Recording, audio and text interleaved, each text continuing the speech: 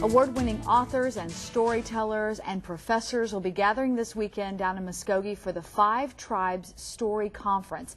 This is the first year for the event, and joining us this morning, Mary Robinson, the director of the Five Civilized Tribes Museum. Good morning. Well, good morning to you. Tell us how this all came about.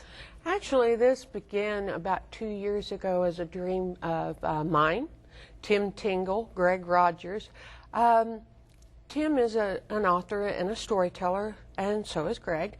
And I expressed my desire to have a story conference, and they said, we want one too, but we want it to be different than every other story conference. So what we did is, this group is multidisciplinary. We have authors, we have anthropologists, we have historians, and we have the oral history storytellers.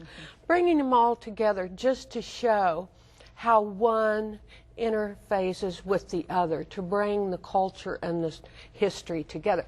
And this is about the five tribes, but you know, it's for anybody who wants to preserve their history.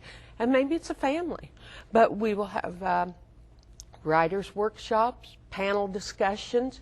We have a cultural dinner on Friday evening, and then open to the public free on Friday night and Saturday night, storytelling. So it's a great weekend for everybody to enjoy. How important is it to have an event like this? Well, for us, it's a major importance to bring everybody together, because if we don't preserve through the stories, which before we had writing, we had oral stories, and we had art.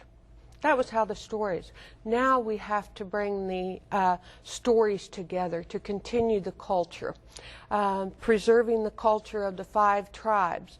The museum has been in operation for 44 years, telling the story of the five tribes, but now let's keep it alive for younger generations. And we have to inspire the younger ones to want to keep it alive. I was just going to say, is it harder nowadays to continue that storytelling, to pass on some of these traditions that the culture is so well known for? I believe that there's a resurgence of it, and I believe that the young people are beginning to take hold again. It seems like there was a gap where it wasn't quite as important, but now it's important to them once again.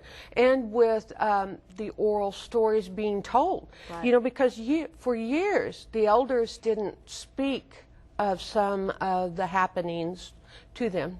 Number one, the boarding schools. That will be discussed in length at the conference. How do we take care of this history and keep it further so that future generations are aware? Well, if you are interested, it'll be happening Friday and Saturday. There'll be a meet and greet on Thursday night, but for all the details, you can find specifics at their website, and it's fivetribestory.org.